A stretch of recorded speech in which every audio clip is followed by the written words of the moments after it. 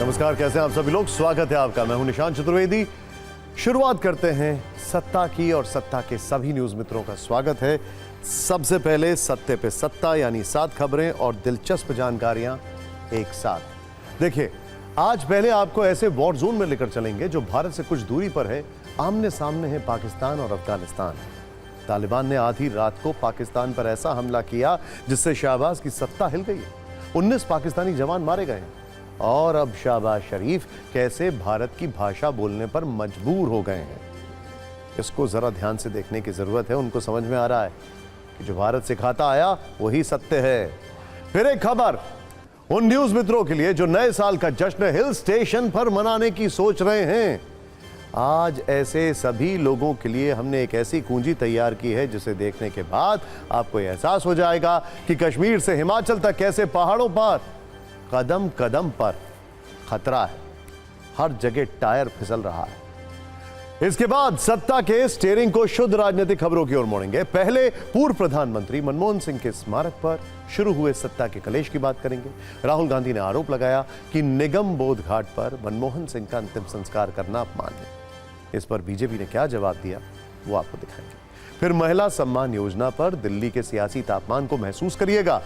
कांग्रेस नेता संदीप दीक्षित की शिकायत पर एलजी ने इस योजना के जांच के आदेश दे दिए हैं। इस पर अरविंद केजरीवाल ने कटाक्ष किया है कि बीजेपी दिल्ली सरकार की योजना से घबरा गई है। एक बड़ा नोटिफिकेशन राजस्थान से भी है, जहां भजन लाल सरकार ने गहलोत राज में हुए एक बड़े फैसले को खत्म कर दिया है। राजस्थान ने कांग्रेस सरकार के दौरान घोषित 9 नए जिलों को खत्म कर दिया है। साथ ही 3 नए संभाग भी रद्द कर दिए गए हैं।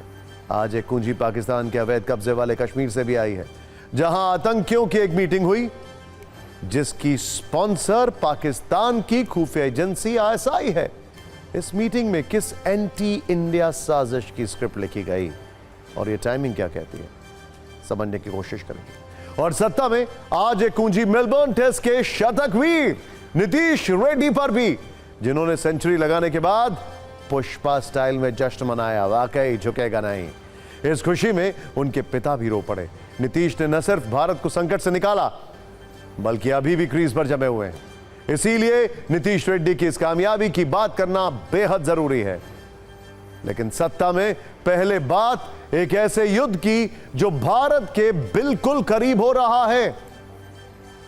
और इस युद्ध में आमने सामने 2 ऐसे दुश्मन हैं जो कभी दोस्त हुआ करते थे, बल्कि इनको कंट्री कजिन्स कहते हैं। Country cousins. एक वो पाकिस्तान जिसे अपने यहां रहने वाले आतंकी तो कबूल है, लेकिन उसने कसम खाई है कि वो तहरीक तालिबान के आतंकियों का नामो निशान मिटा देगा। और दूसरा किरदार वो तालिबानी सत्ता है जिसने 24 दिसंबर को अफगानिस्तान पर पाकिस्तानी एयर स्ट्राइक के बदले का प्रण ले रखा है। और इसके धुआंधार और विस्फोटक रुझान पाक अफगान बॉर्डर से मिलने लगे हैं। तस्वीरें देखते रहिएगा। अफगानिस्तान ने शुक्रवार आधी रात को पाकिस्तान पर एक बड़ा जवाबी हमला किया।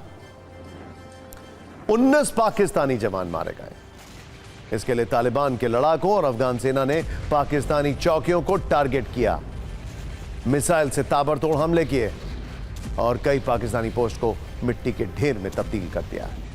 इसके अलावा तालिबान के बदले की आग पाकिस्तान के खैबर पख्तूनवा के मीर अली शहर ने भी महसूस की है, जहां अफगान सेना ने पाकिस्तानी सेना की कई गाड़ियों को फूंक दिया। और इसके बाद हमला करने में शामिल तहरीक तालिबान के लड़ाके हथियार भी लूट कर ले गए। सोचिए, पाकिस्तान को कहां कहां से घेरा हुआ है, कितने संगठन है। तहरीक तालिबान, अफगान सेना, तालिबान और इसके अलावा एक और ग्रुप जिसका नाम है हक्कानी ग्रुप। 4 तरफ से पाकिस्तान के ऊपर अभी एक दबाव है, हमले हो रहे हैं। और बलोच की बात तो अभी हमने की नहीं। यानी एयर स्ट्राइक के बदले में अब टीटीपी और अफगान सेना एक नहीं बल्कि 2 फ्रंट से पाकिस्तान पर टूट पड़ी हैं। पहला मिसाइल और रॉकेट लॉन्चर जिससे पाकिस्तान की पोस्ट को नेस्तनाबूद किया गया, जबकि दूसरा फ्रंट है ग्राउंड ऑपरेशन जिसमें टीटीपी ने पाकिस्तान के शहरों पर धावा बोल दिया है। यह तालिबान की ओर से एक तरह का ऐलान है कि वो पाकिस्तान पर हमले करने से नहीं रुकेगा और उसके सामने झुकेगा नहीं। लेकिन अब दिलचस्प बात यह है कि जिन लाइनों को भारत अक्सर पाकिस्तान के खिलाफ इस्तेमाल करता है, उन्हीं शब्दों को पाकिस्तान के पीएम नवाज शरीफ ने अफगानिस्तान के लिए कट, कॉपी और पेस्ट कर दिया। जरा गौर करिए, शहबाज शरीफ ने कहा कि तालिबान की ओर से आतंकियों का समर्थन और बातचीत दोनों मुमकिन नहीं है। हमारी स्क्रिप्ट पढ़ रहे हैं? याद करिए, वो नीति जो भारत ने पाकिस्तान को लगातार समझाने की कोशिश की कि आतंक और बातचीत एक साथ नहीं हो सकते, और आज पाकिस्तान खुद अफगानिस्तान की वजह से अपने बोए हुए कांटों का शिकार हो रहा है। इसके अलावा शहबाज शरीफ ने कहा कि पाकिस्तान अफगानिस्तान के साथ अच्छे संबंध चाहता है, लेकिन इसके लिए जरूरी है कि टीटीपी पाकिस्तान में आतंकी गतिविधियां रोके, और वो इस मुद्दे पर काबुल से बातचीत करने के लिए तैयार हैं। सोचिए, वैसे तो पाकिस्तान की सबसे बड़ी चुनौती यह है कि तालिबान के साथ बलोच विद्रोही भी उसके ऊपर हमले कर रहे हैं, और इस अफगानिस्तान के हमले का फायदा बलोच विद्रोही बड़े पैमाने पर जल्द उठा सकते हैं।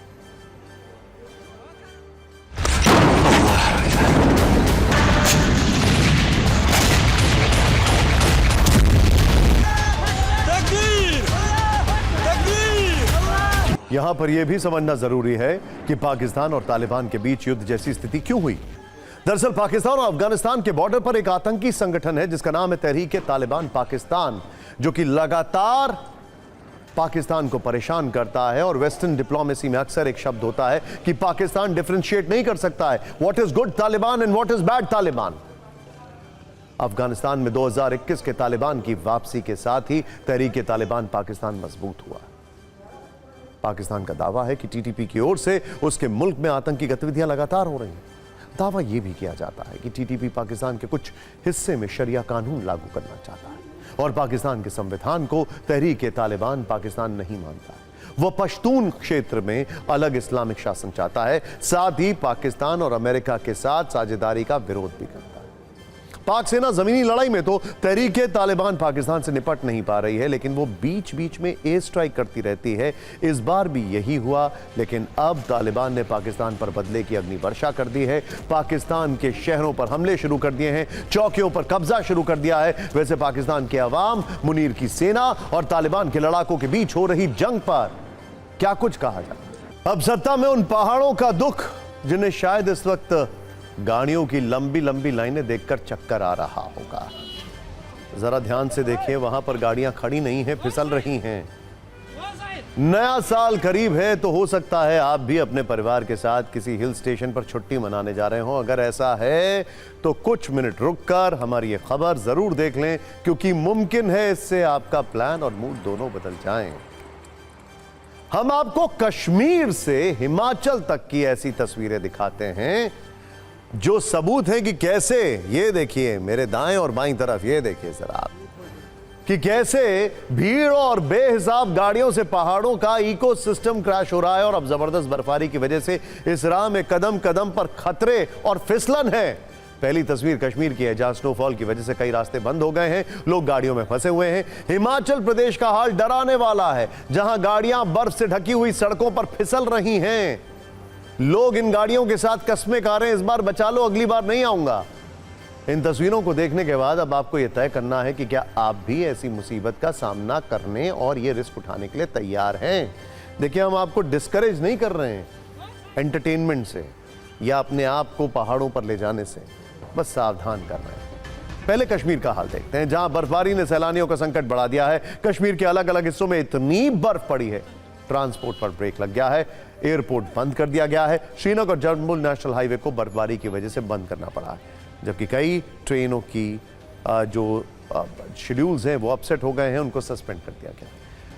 हालात ये है कि खुद जम्मू कश्मीर के मुख्यमंत्री स्थिति समझने के लिए अपनी गाड़ी से श्रीनगर और गांदरबल के लिए निकल पड़े। हालांकि कश्मीर में जगह जगह पर रास्ते को साफ किया जा रहा है, लेकिन नेशनल हाईवे बंद होने की वजह से सड़कों पर टूरिस्ट फंस चुके हैं। रास्तों में छोटी बड़ी करीब 200 से ज्यादा गाड़ियां फंसी हुई हैं। वैसे तो बर्फ हटाने के लिए मशीनों और स्नो कटर की मदद ली जा रही है, लेकिन मुसीबत कम नहीं है। पुंछ से कश्मीर को जोड़ने वाली मुगल रोड भी बंद कर दी गई है, और प्रशासन की ओर से सैलानियों को सलाह दी गई है कि गैर जरूरी यात्रा बिल्कुल भी ना करें। यह हाल वहां का है, आप तो यहां जो प्लेन्स हैं वहां से जाने की सोच रहे हैं, समझ जाइए। पहले हम आपको कश्मीर में बर्फबारी वाले ब्रेक पर एक न्यूज़रील दिखाते हैं, फिर गांदरबल से सौहार्द वाली एक खूबसूरत तस्वीर।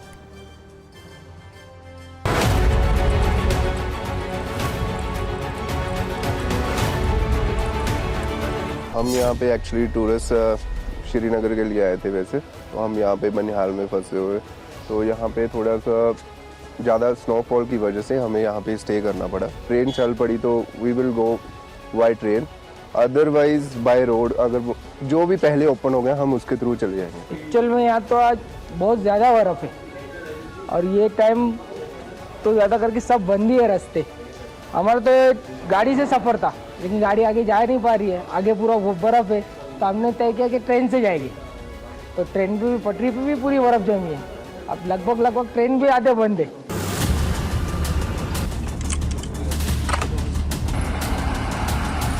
ये कि सब्र करिए, ट्रैफिक वगैरह खुल जाएगा, इसमें घबराने की कोई बात नहीं है। लेकिन सब्र का फल कीजिए, जब खुलेगा तो उसी वक्त मूव करें, जल्दबाजी मत करें। कल आए थे पहलगाम, तो इतनी बर्फ़ नहीं थी। बर्फ़ जो हुई उसकी वजह से हम रात से यहाँ फंसे हैं। बर्फ़ की वजह से लोगों को ज़्यादा तकलीफ ना हो, सड़कों से बर्फ़ उठाने का काम जो है वो तेज़ी से हो। अस्पताल और एसेंशियल सर्विसेज खासकर बिजली को लेके जल्द से जल्द जहाँ जहाँ बिजली में कट आया है बिजली रिस्टोर हो। तमाम इलाकों का जो है जायज़ा लिया। कुछ जगहों में बर्फ़ की वजह से बिजली पे असर पड़ा है। देखिए, कश्मीर में जगह जगह टूरिस्ट फंसे हैं, तो संकट की घड़ी में अब कश्मीर ही उनके संकट मोचक बन रहे हैं, जो कश्मीरी लोग हैं। ध्यान से देखिए, गांदरबल में जब सैलानी बर्फबारी में फंसे तो कश्मीरियों ने उनकी मदद के लिए अपने घरों और मस्जिदों के दरवाजे खोल दिए, लोगों को अपने घर में शरण दी, खाने पीने का इंतजाम किया। कश्मीर से आई ये तस्वीरें सुकून देने वाली हैं, क्योंकि सिर्फ बर्फबारी और खूबसूरती ही कश्मीर को धरती का स्वर्ग नहीं बनाती, लोगों का ये व्यवहार भी कश्मीर के नाम में चार चांद लगा रहा है।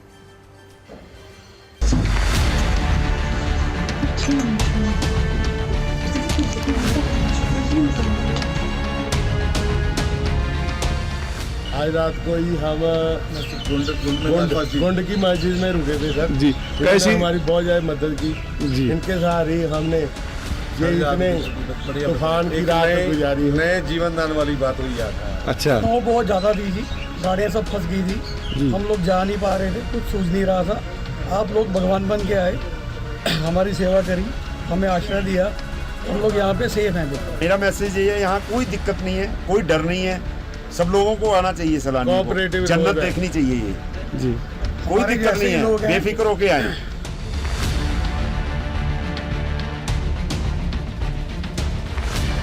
अभी कहाँ पे रुके आप?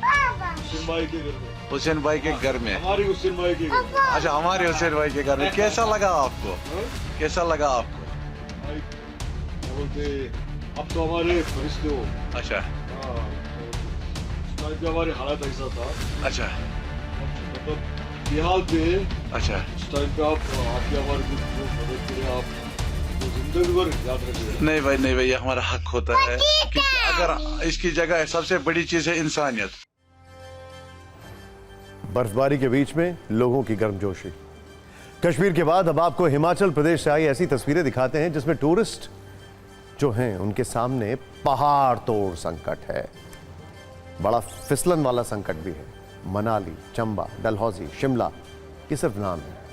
सारे हिल स्टेशन की तस्वीर इस वक्त एक जैसी है, सभी जगहों पर सैलानियों का सैलाब है। लेकिन इससे भी ज़्यादा संकट यह है कि यहाँ कदम कदम पर खतरे भी हैं। हिमाचल के शिमला से लेकर नारकंडा तक हाल ऐसा है, जहाँ गाड़ियों के पहिए चल नहीं रहे हैं बल्कि फिसल रहे हैं। रास्तों पर बर्फ जमा होने की वजह से इतनी ज़्यादा फिसलन कि गाड़ियों के खड़े तक रहना हो पाना मुश्किल है। और इस वजह से कई हादसे हो रहे हैं। मनाली में तो नए साल का जश्न मनाने के लिए इतनी भीड़ पहुंच गई कि सड़कों पर गाड़ियां दिखाई देने लगी और कई जगह लोग जाम में 6 से 8 घंटे तक फंसे रहे। इसीलिए सवाल है, क्या आप भी अपने परिवार के साथ इस जाम का हिस्सा बनना चाहते हैं?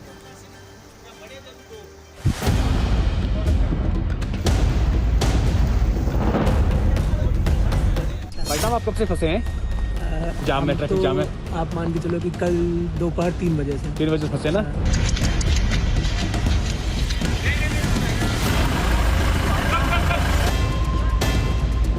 कब से फंसे जाम में आप? कल 2 बजे 2 बजे से भाई आप कहाँ गाड़ी में थे? गाड़ी में थे रात में। खाना पीना? खाना पीना जी कुछ नहीं खाया, अभी खाना है।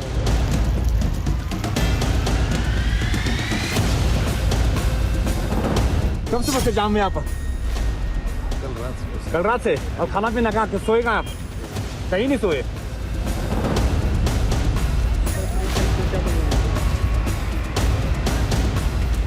कब से फंसे जाम पे आप? हम कल रात, कल से? कल दोपहर से फंसे। कल दोपहर से? कहाँ सोए कहाँ आप? गाड़ी में ही। खाना पीना? हाँ, खाना कहाँ मिल रहा है यहाँ पे। अब एक अलग खबर की रुख करते हैं। पूर्व प्रधानमंत्री डॉक्टर मनमोहन सिंह आज पंचतत्व में विलीन हो गए। दिल्ली के निगम बोध घाट में राजकीय सम्मान के साथ उनका अंतिम संस्कार कर दिया गया। उनकी बड़ी बेटी ने चिता को मुखाग्नि दी। पूर्व पीएम की अंत्येष्टि में राष्ट्रपति द्रौपदी मुर्मू, उपराष्ट्रपति जगदीप धनखड़, पीएम मोदी, कई केंद्रीय मंत्री, राहुल गांधी, सोनिया गांधी समेत कांग्रेस के कई बड़े नेता मौजूद थे। भूटान के राजा जिग्मे खेसर नामग्याल वांगचुक ने भी निगम बोध घाट पहुंचकर पूर्व पीएम को श्रद्धांजलि दी। 92 वर्ष के मनमोहन सिंह का गुरुवार रात निधन हो गया था। 10 वर्षों तक प्रधानमंत्री रहे मनमोहन सिंह को अर्थव्यवस्था में उनके सुधारवादी कामों के लिए याद किया जाता है। भारत की राजनीति में उनकी छवि एक गैर राजनीतिक प्रधानमंत्री की रही, लेकिन आज उनके अंतिम संस्कार पर राजनीति के मोटे मोटे छींटे पड़े। मुख्य विपक्षी दल कांग्रेस और सत्ताधारी दल बीजेपी ने एक दूसरे पर राजनीति करने और मनमोहन सिंह को सम्मान नहीं देने का आरोप लगाया। दोनों तरफ से एक दूसरे पर तीखे हमले हुए। खामोशी को अपना हथियार बनाने वाले मनमोहन सिंह के अंतिम संस्कार में इतना राजनीतिक शोर होगा, ये उन्होंने खुद भी कभी नहीं सोचा होगा। दरअसल विवाद की शुरुआत कांग्रेस नेताओं के उन बयानों के बाद हुई जिसमें उन्होंने आरोप लगाया कि डॉक्टर मनमोहन सिंह को के स्मारक के लिए सरकार जमीन नहीं दे रही है, जबकि सरकार का कहना है कि मनमोहन सिंह का स्मारक बनेगा, लेकिन इसके लिए जमीन चयन में कुछ वक्त लगेगा। इस मुद्दे पर लोकसभा में नेता विपक्ष राहुल गांधी और सांसद प्रियंका गांधी दोनों ने सोशल मीडिया पर पोस्ट लिखी। राहुल गांधी ने लिखा कि सिख समुदाय के पहले प्रधानमंत्री डॉक्टर मनमोहन सिंह जी का अंतिम संस्कार आज निगम बोध घाट पर करवाकर सरकार द्वारा उनका सरासर अपमान किया गया। जबकि प्रियंका गांधी ने कहा कि सरकार ने मनमोहन सिंह जी की शख्सियत, उनकी विरासत और खुददार सिख समुदाय के साथ न्याय नहीं किया। दरअसल कल रात गृह मंत्रालय की ओर से एक बयान जारी हुआ जिसमें कहा गया कि पूर्व प्रधानमंत्री का शनिवार यानी आज सुबह 11:45 पर निगम बोध घाट में अंतिम संस्कार किया जाएगा, लेकिन स्मारक को लेकर कोई बात नहीं कही गई, जिसके बाद पूरा एपिसोड खुल गया। इसके बाद कांग्रेस की तरफ से दावा किया गया है कि कांग्रेस अध्यक्ष मल्लिकार्जुन खड़गे ने 27 दिसंबर को प्रधानमंत्री मोदी को चिट्ठी लिखकर डॉक्टर मनमोहन सिंह का अंतिम संस्कार वही करने का निवेदन किया जहां स्मारक बन सके। इस पर सरकार ने कहा कि अंतिम संस्कार के लिए निगम बोध घाट चुना गया है, स्मारक दिल्ली में बनेगा, इसके लिए उचित जगह तलाशी जाएगी और ट्रस्ट बनेगा, प्रक्रिया में समय लगेगा। इस पर कांग्रेस ने सरकार पर जमीन नहीं देने का आरोप लगाया तो बीजेपी ने कहा कि सम्मान पर राजनीति हो रही है। एक बार सुनिए किसने क्या कहा, फिर आपको यह बताते हैं कि पूर्व प्रधानमंत्रियों या राष्ट्राध्यक्ष के स्मारक बनाने के लिए क्या नियम।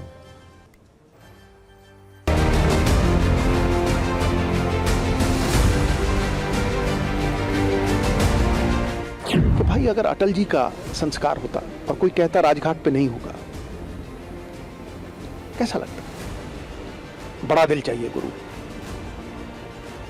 छोटा दिल हो, उचित को जान के उस पर अमल न करना कायरता है। आदमी क्या होता? संस्था थी, संस्था है, संस्था रहेगी पीढ़ी दर पीढ़ी। You know, men in flesh and blood will come and go, but institutions will stay forever. He will stay forever in our memories, everywhere. तो मुझे लगता है कि ऐसे आदमी के लिए ये स्थान, राजघाट का स्थान ना देके उन्हें इज्जत नहीं दी गई, और उन्हें इज्जत नहीं दी, जिसने भी नहीं दी उसने अपनी बेइज्जती करवाई। कल कैबिनेट ने अपनी बैठक में यह तय किया कि मनमोहन सिंह जी की स्मृति में एक स्मारक और समाधि स्थल बनाया जाएगा, और इसमें जो भी प्रक्रियागत समय होगा कांग्रेस पार्टी को यह कन्वे किया गया।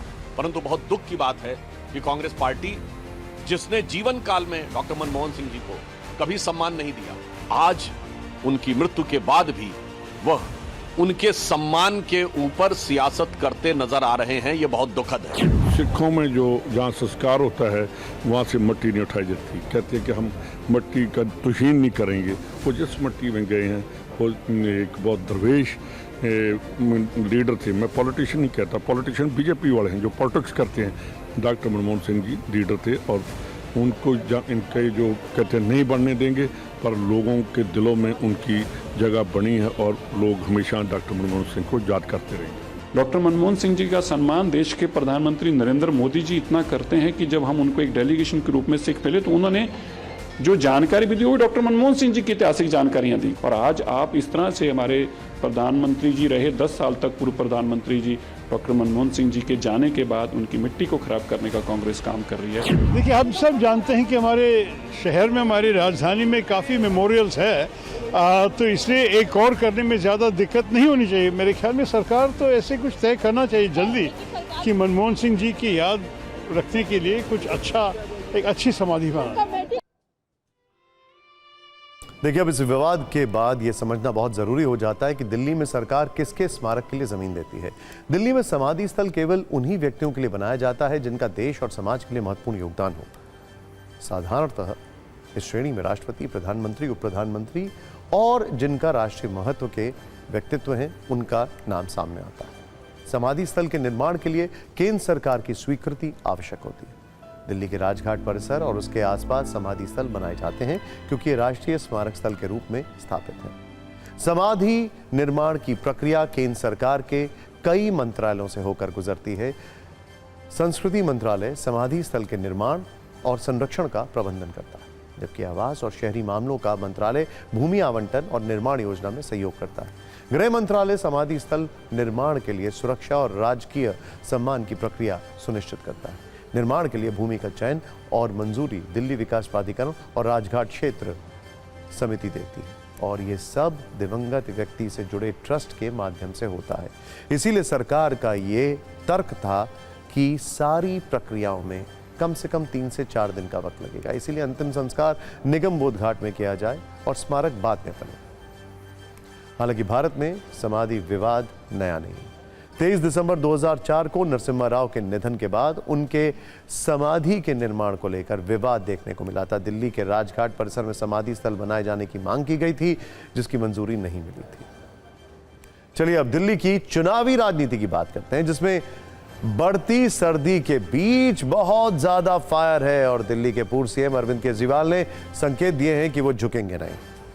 दरअसल दिल्ली में आम आदमी पार्टी की सरकार ने महिला सम्मान योजना का ऐलान किया था, जिसके तहत चुनाव के बाद 2100 रुपए देने की बात कही गई। इसके लिए रजिस्ट्रेशन शुरू हो गया था।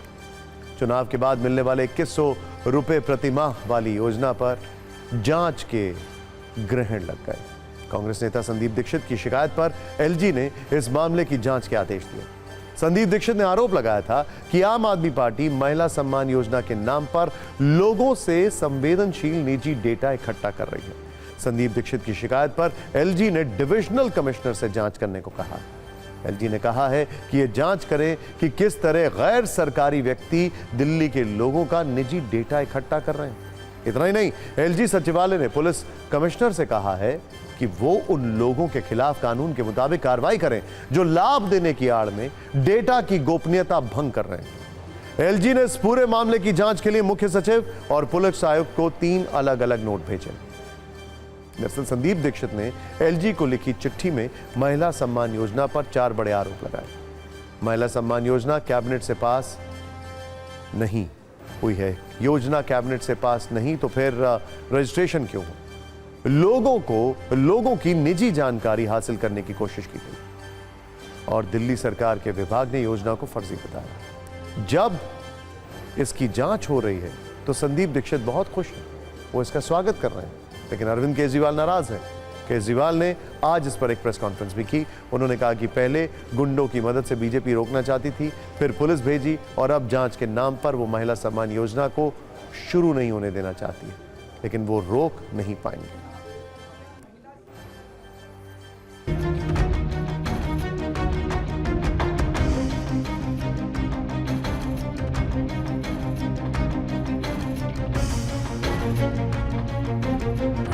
भारतीय जनता पार्टी दिल्ली का चुनाव आपके लिए कुछ करने के लिए नहीं लड़ रही, सब कुछ बंद करने के लिए लड़ रही है।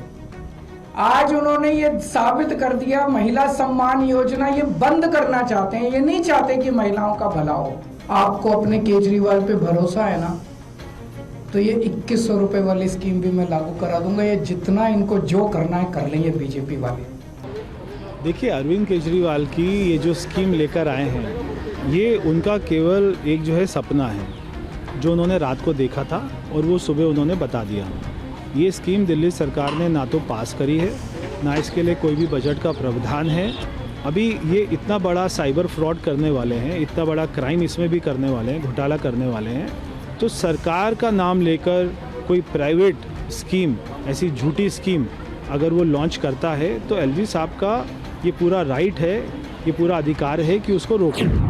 आप धोखा दे रहे हैं, आप बरगला कर किसी को बेवकूफ बनाकर फॉर्म भरवा रहे हैं, और जो सूचनाएं आप उस फॉर्म में दे रहे हैं वो बिल्कुल ही गलत है, क्योंकि आपको गलत वायदे झूठ कर कर आपसे सूचना बटोरी जा रही है। इस पर मैं एलजी साहब के पास गया कि ये तो बहुत खतरनाक है। सरकार इतना व्यापक रूप से एक रूलिंग पार्टी झूठ बोल रही है, लोगों को भ्रम पैदा कर रही है, तो इतना बड़ा खतरे में आप महिलाओं को डाल रहे हैं, लड़कियों को डाल रहे हैं, सिर्फ अपनी झूठी राजनीति के लिए, सिर्फ अपने वोट बटोरने के लिए। तो मेरे हिसाब से तो ये महापाप है। महिला सम्मान योजना के नाम पर अरविंद केजरीवाल दिल्ली की माताओं बहनों को धोखा दे रहे हैं। मैं अरविंद केजरीवाल से सिर्फ एक सवाल पूछना चाहता हूँ। पंजाब चुनाव से पहले तुमने पंजाब में माताओं बहनों को महिला सम्मान के नाम पर 1000 रुपए राशि देने की घोषणा की थी।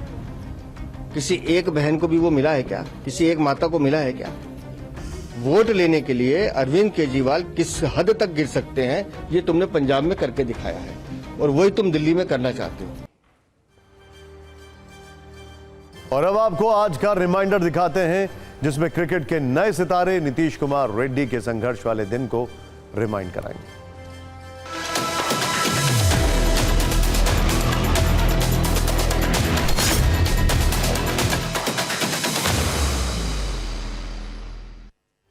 आज का रिमाइंडर क्रिकेट के मैदान से है, जहां एक 21 वर्ष के युवा बल्लेबाज ने मेलबर्न के ग्राउंड पर अपने पहले शतक से भारत को फॉलो ऑन से बचा लिया। इनका नाम है नीतीश कुमार रेड्डी।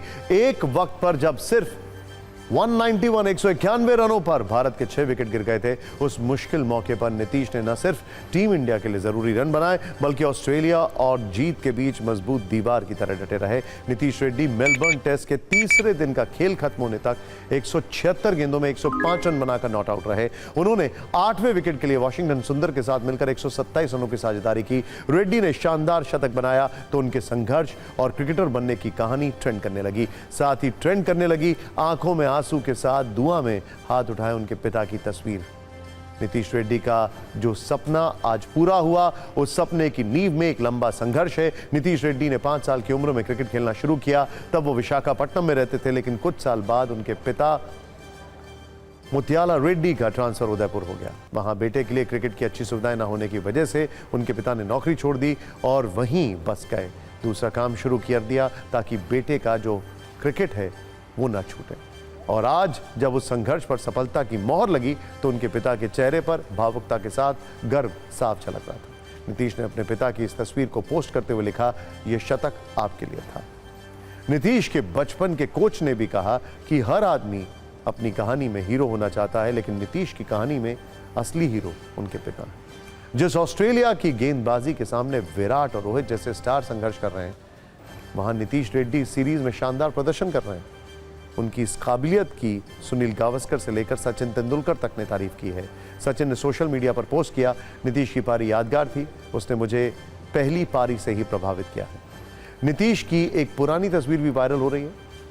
ये तस्वीर तब की है जब उन्हें under 16 cricketer of the year का अवार्ड मिला था। उस समारोह में नीतीश विराट कोहली के साथ सेल्फी लेना चाहते थे, लेकिन विराट के सुरक्षाकर्मी ने उन्हें रोक दिया था, तो उन्होंने दूर से ही सेल्फी ली।